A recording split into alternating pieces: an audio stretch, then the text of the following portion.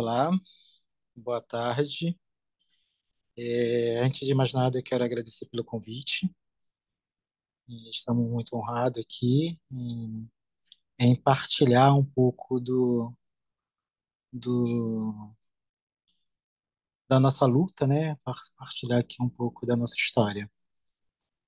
É, Como o Bruno já me apresentou, eu sou Fábio. Eu costumo falar agora que eu sou um africano nascido no Brasil. E aí, lá na frente, eu vou poder explicar por que eu sou esse africano nascido no Brasil. Mas antes de falar da minha história, eu quero falar a história daquele que vieram antes de mim. É, eu não sei quantos de vocês sabem, é, no Brasil, né, o Brasil é um país que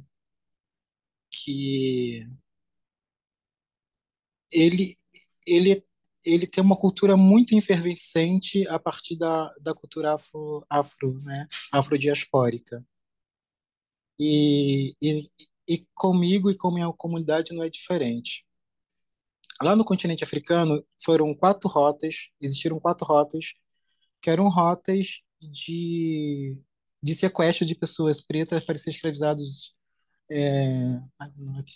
aqui pelas Américas, Europa e por aí vai. A primeira rota foi a rota que a gente chama Rota da Mina, onde está Togo, Benin, Nigéria, Gana, esses países. A segunda rota a ser explorada foi a reta de Guiné-Bissau. A terceira rota a ser explorada foi a rota de Angola. E a quarta rota a ser explorada foi a rota de Moçambique. No século XIX, né, a minha cidade, que é a cidade de Paraty, ela tornou-se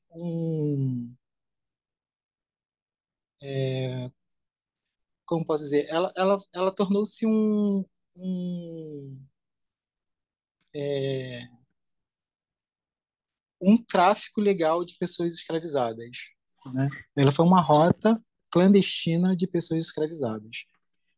E nessa rota chegaram em Paraty três mulheres, é, que são Marcelina, Tonica e Luísa. Essas três mulheres, duas eram irmãs e uma era prima, e elas foram vendidas ou leiloadas, a gente não sabe muito bem, para trabalhar numa fazenda que é a Fazenda Independência.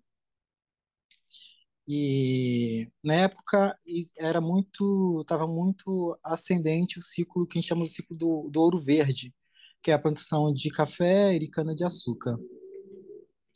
E essas três mulheres, elas ficaram trabalhando nessa fazenda e até que um dia, é,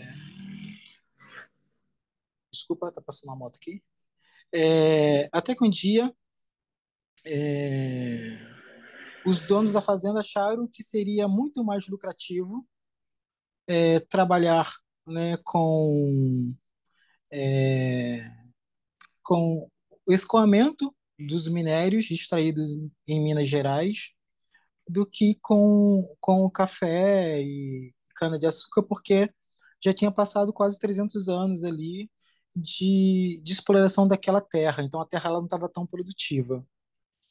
E aí eles decidiram deixar essa terra para essas três mulheres. Essas três mulheres, Marcelina, Tônica e Luísa, eram mulheres que ela trabalhava na cozinha. Então, eram amas de leite. Porque naquela época as mulheres, né, as brancas não davam mamar, não dava, né, de alimento assim para os seus filhos. Então, quem alimentava eram as mulheres pretas. Então, com isso, elas não iam, né, por exemplo, sei lá, pro quem chama de pelourinho, né, que é onde acontecia é, os castigos, assim, né? Entre aspas, do povo preto. E essas mulheres, elas, pelo fato de elas morarem distante da sede da fazenda, elas falavam que moravam no sertão da Independência, pelo fato de estar distante da sede. E aí essas três mulheres, duas irmãs e uma prima, o fazendeiro foi embora E naquela época, abrindo um outro parêntese, nós, né, pretos e pretas, a gente não podia ter família, então elas não tinham seus maridos, porque nós, pretos e pretas, éramos figuras que eram tidos como os procriadores, tanto é que a gente não tinha nome, a gente era reconhecido como peça, né? E tinha o número da peça. E essas três mulheres foram com seus filhos, né? Ficaram nesse sertão de Independência, que fica a cerca de 3, 4 quilômetros da sede da fazenda. Isso estou falando do século XIX. É, E ali elas continuaram vivendo. Então, os primos foram casando entre primos, que foram casando entre os primos. E hoje a minha comunidade chama Quilombo do Campinho da Independência. É, E minha comunidade hoje tem cerca de 150 famílias e mais de 600 pessoas, né? É interessante porque o nome Campinho é muito recente, chegou no final da década de 60, início da década de 70. Nessa época, os adultos eles interagiam muito menos com as crianças, né? Então, toda vez que as crianças iam brincar no campo de futebol, os adultos, quando eles chegavam, eles tiravam a criança do campo de futebol, né? E com o tempo as crianças foram ficando chateadas assim com isso, e elas resolveram criar um campo de futebol para elas. Esse campo de futebol que foi criado pelas crianças, ele é muito próximo ao centro do Quilombo. É próximo da escola, é próximo da igreja, é próximo das barraquinhas, né? E os adultos acharam um ponto estratégico esse campo de futebol, né, das crianças. Então eles largaram esse campo, que era chamado Campo Grande, e começaram a dividir o campo com as crianças. E aí toda vez que tinha uma partida de jogo de futebol na comunidade, as pessoas perguntavam: vocês vão jogar? A gente vai jogar onde? A gente vai jogar no campinho, ou a gente vai jogar no Campo Grande? E aí sempre as pessoas começaram a remarcar o jogo no campinho. E aí vamos jogar no campinho, vamos jogar no campinho. Aí saiu o nome Sertão Independência e virou Campinho da Independência, né? É, Então eu venho dessa comunidade e, e hoje, assim, né, trazendo para os dias de hoje, a minha comunidade ela é a primeira comunidade titulada no estado do Rio de Janeiro. Porque no Brasil hoje a gente tem mais de 6 mil comunidades quilombolas, ou seja, a gente tem mais comunidades quilombolas no Brasil do que municípios, né? Isso se deu muito à nossa luta, né? Isso se dá muito à nossa luta, né? E hoje, infelizmente, né, aqui no Brasil, a gente não tem, né, a gente não teve um processo de reparação histórica, né, por tudo que a gente sofreu e ainda a gente vem sofrendo, né? E então a minha comunidade, né, em 98, né, por uma estratégia política, é, a gente foi titulado. E aí, eu acho que isso é muito importante trazer. A minha comunidade é uma comunidade matriarcal, né, que começou com 3 mulheres, e na titulação teve 3 mulheres também super importantes, né? É, a gente teve a Benedita da Silva, que é a ex-governadora do Rio de Janeiro. A gente teve a Abigail Pasco, né? E a gente teve uma nossa liderança quilombola. E isso se deu num momento muito ímpar assim na história, né? Na época, em 98, o governador, né, do Rio de Janeiro, que na época era o Garotinho, que a Benedita da Silva era vice dele, o Garotinho saiu, né, para se candidatar à presidência da República, e a Benedita da Silva assumiu. E quando ela assumiu o governo do estado do Rio de Janeiro, foi o primeiro ato que ela fez, né? E o primeiro ato que ela fez foi titular o Quilombo do Campinho. Foi a primeira coisa que ela fez quando ela sentou na cadeira de governadora, né? E assim a gente tornou-se a primeira comunidade titulada no estado do Rio de Janeiro. É importante falar que hoje, apesar de a gente ter muitas comunidades quilombolas, né, mais de 6 mil comunidades quilombolas, mas menos de 1% delas são titulados. Ou seja, todos esses territórios quilombolas, a gente ainda briga, né, pela nossa titulação, né, porque existe muitos projetos, né, de invasão aos territórios quilombolas, é, e de, e de especulação aos territórios quilombolas, né?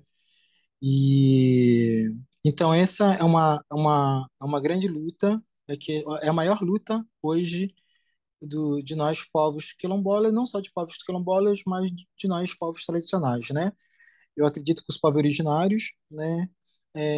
Não sei se eles trouxeram isso, mas e acho que em algum momento eles vão trazer isso, porque essa é a nossa grande luta.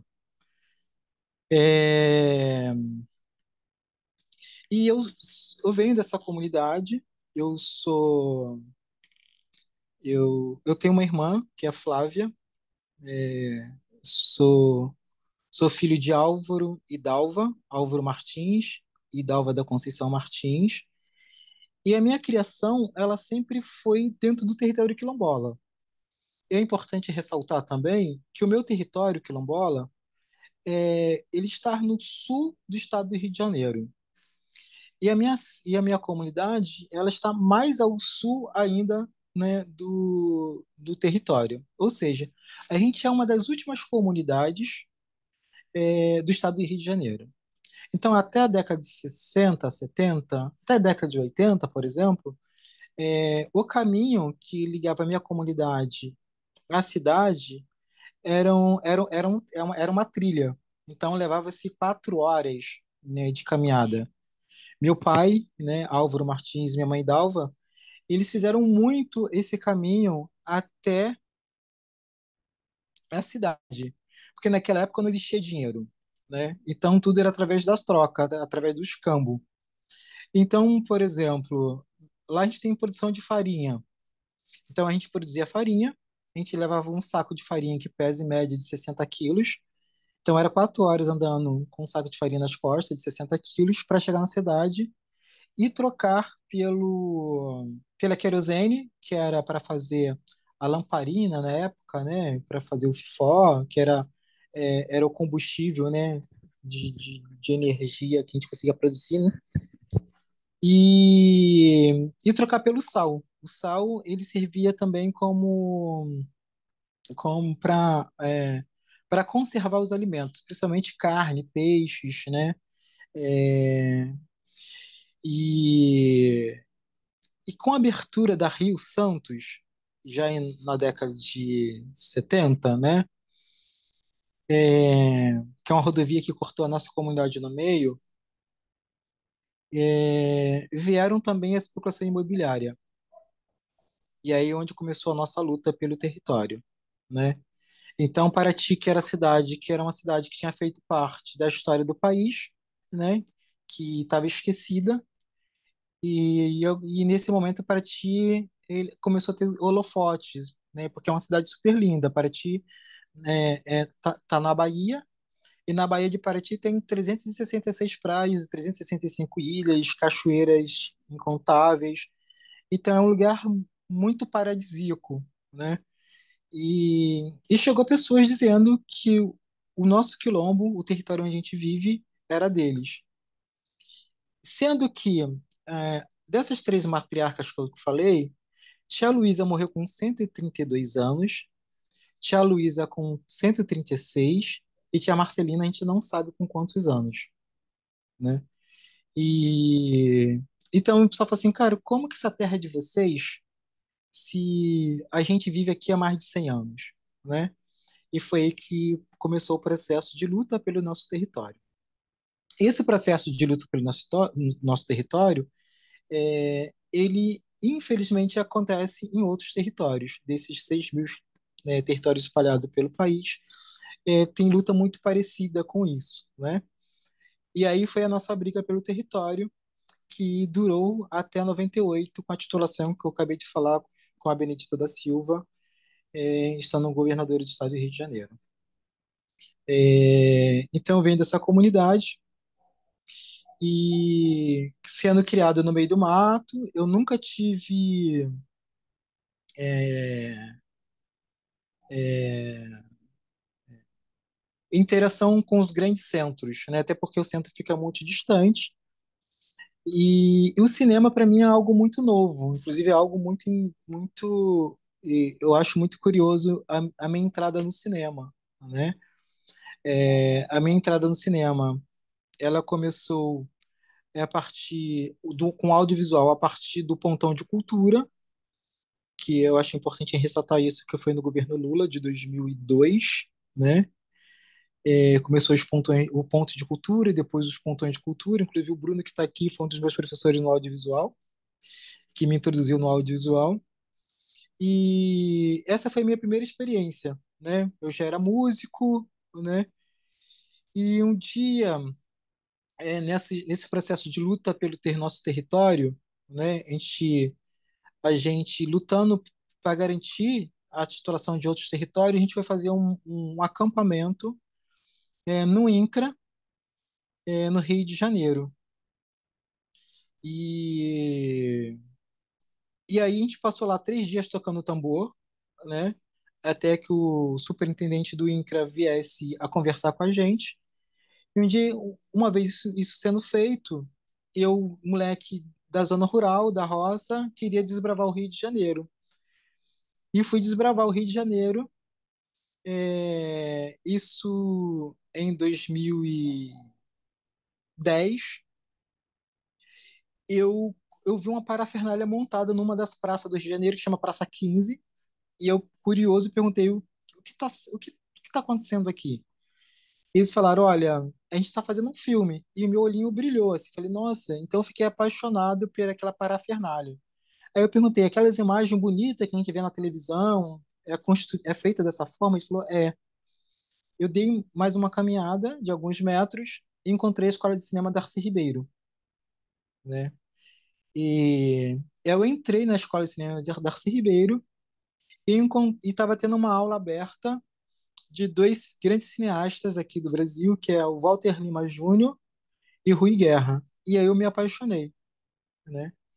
E a partir desse momento, eu decidi que falei, é isso que eu quero fazer para minha vida. Aí eu subi até a secretaria dessa escola e comecei a perguntar como que eu faria para estudar naquela escola. E aí, entre um tanto de outras burocracias, e, uma era de que eu tinha que pagar R$ 3.600 na época para fazer o curso de cinema, e que era um dinheiro que eu não tinha. E aí eu perguntei para a diretora, eu falei, olha, existe alguma chance de eu ter bolsa? Ela falou, sim, existe. E nessa época eu voltei para minha casa, em Paraty, no Rio, em Paraty, interior do Rio. Eu tenho um amigo que o pai dele tinha uma lan house, e eu comecei a ir para lan house, estudar cinema. Então eu peguei todas as provas que foram aplicadas, né, anteriormente na escola e comecei a estudar essas provas, até porque eu não tinha conhecimento nenhum de cinema, né? E 6 meses depois volto para a escola e consigo fazer a prova e consigo passar em cinema. Mas isso não bastava, eu precisaria da bolsa. E aí eu conversei com a diretora e ela falou que eu poderia ter 100% de bolsa. E eu comecei, né? Eu poderia escolher 3 cursos para iniciar, né?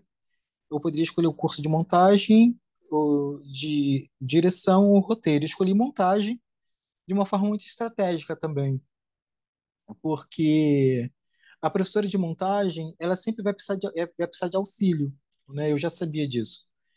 E aí eu perguntei para minha professora se ela precisava de auxílio, de organizar os computadores, limpar os computadores, botar o material dentro dos computadores, para quando ela chegasse só iniciar a aula. E ela falou que precisava. Aí eu fiz ela assinar uma cartinha.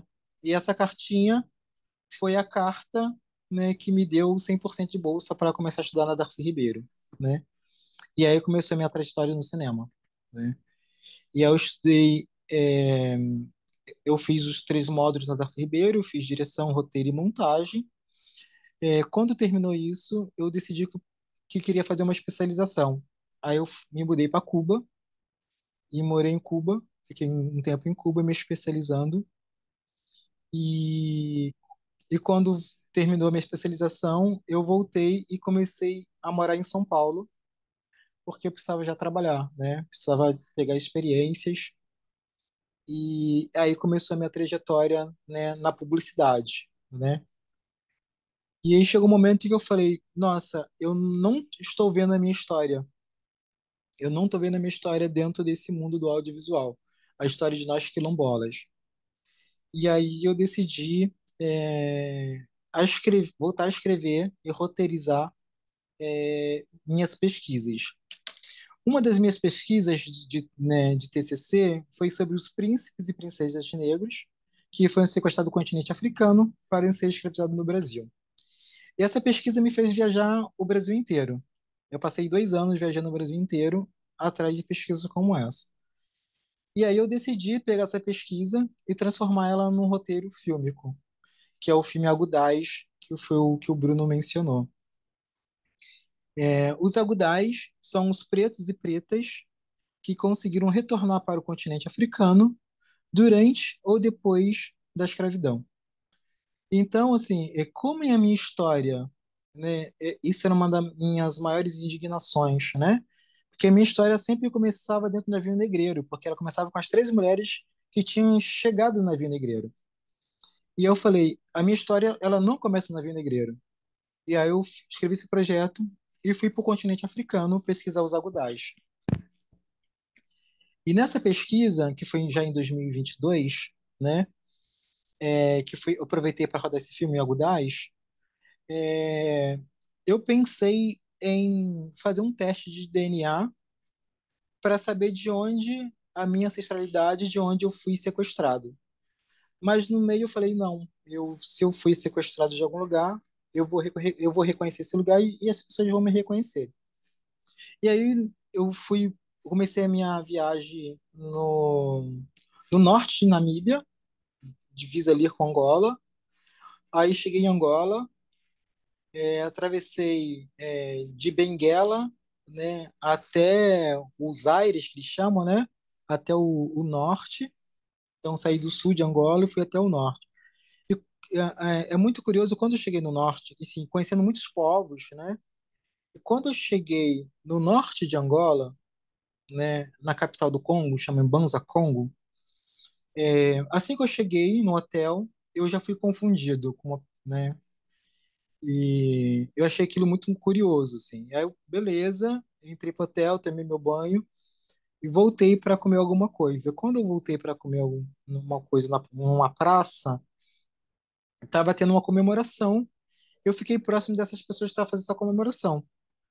E em um dado momento, eu fui confundido novamente. E eu falei, tá tudo certo, tá tudo bem, né?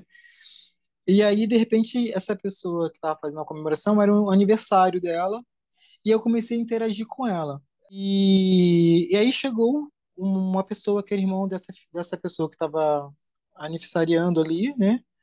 Comemorando seu aniversário, e a gente começou a trocar muitas conversas. Aí a primeira impressão que eu já tive é como eu estivesse trocando uma conversa com meus primos, né? E, e um dado momento eu assim, você não quer ir lá para casa? Eu falei, beleza, vamos lá para sua casa. Eu fui para casa dele, e aí chegou lá, tava toda a família reunida, outra parte da família reunida, e aí eu comecei a olhar em torno de mim, e eu comecei a ver minha mãe, minha irmã, meus primos, meus tios, comecei a ver a minha comunidade.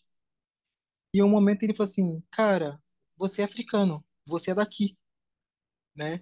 E aí eu contei toda essa história que eu contei para vocês, eu contei para ele. Ele falou: "Você é daqui. Vocês foram sequestrados desse lugar."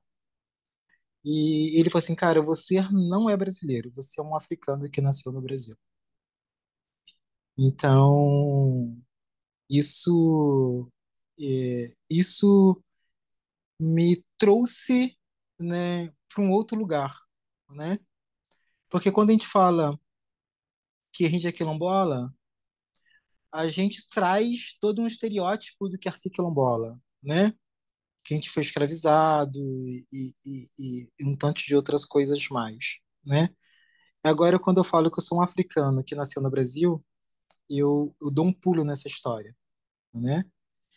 E, e aí, quando eu voltei para o Brasil, eu aproveitei esse momento e rodei um filme que chama Os Agudais, e eu decidi que a partir desse momento, né, é, eu só iria, né, se todos os meus projetos, na verdade, só vão trabalhar com esse tema. Então, se vocês forem ver todos os meus projetos, né, ele sempre está voltado à cultura afro-brasileira. E, e aí, pegando um gancho no que o professor trouxe, né, nós, povo de diáspora, é, a gente, a gente se move, né, de uma forma muito diferente. E eu vou dizer por que isso, assim. Eu costumo falar que a gente tem três estados, a gente a gente tem três formas de a gente racionalizar, né? Que eu chamo de ato consciente, inconsciente e subconsciente. O ato consciente é aquilo que a gente consegue acessar e racionalizar de imediato, né? É, vamos marcar um encontro no dia 21, quinta-feira. Isso, né? Tem um ato inconsciente que está muito ligado ao nosso instinto de vida, né? O reflexo, por exemplo, né? Faz parte de um ato inconsciente, mas a gente consegue acessar e racionalizar ele de imediato. E tem o subconsciente. No subconsciente, onde estão todos os nossos traumas e todas as nossas ludicidades, né? E, e nós, pretos e pretas, né? Se a gente for pegar as manifestações afro-brasileiras, né? Na verdade, ela é a manifestação das nossas dores, né? Se a gente for pegar aí a roda de samba, né? O jongo, né? O tambor de crioula, o maracatu, um tanto de outras manifestações culturais, e elas são manifestação, né? Dos nossos traumas, né? E cada dia a gente vem ressignificando, né, esses nossos traumas, né? E, e para finalizar aqui, e para abrir aqui para a gente trocar, né? Eu tenho um grande mestre, né, que ele fala que nós pretos somos de uma cultura revoltada. E eu achei isso muito interessante, porque assim, se a gente pega todas essas manifestações culturais afro-brasileiras que eu trouxe para vocês, se uma pessoa vai num terreiro de religião de matriz africana, as pessoas estão dando volta. Se a gente vai no samba, as pessoas estão dando volta. A gente for no maracatu, as pessoas estão dando volta, né? Se a gente for no jongo, as pessoas, enfim, as pessoas estão dando volta. E, e voltar é, faz muito sentido que é como se fosse espiral. É como se a gente passasse pelo mesmo lugar, não estando no mesmo lugar, né? Tem um grande mestre que já fez a passagem, né? Que ele fala, que é um Antônio Bispo, né? Que para nós povos de diáspora não existe fim, é o começo, o meio e o começo. E voltando para a história lá do revoltado, então quando eu dou uma volta no sentido anti-horário, né? Que é para viver ou buscar a minha ancestralidade, quando eu dou uma segunda volta, né? Se eu der uma volta e conseguir acessar a minha ancestralidade, se eu dou uma segunda volta, a gente faz uma revolta, né? Então, a nossa cultura, né, o samba, o jongo, né, o tambor de crioula, todas essas outras manifestações afro-brasileiras são manifestações de revoltas, né? Isso em revolta é isso que vão se ressignificando.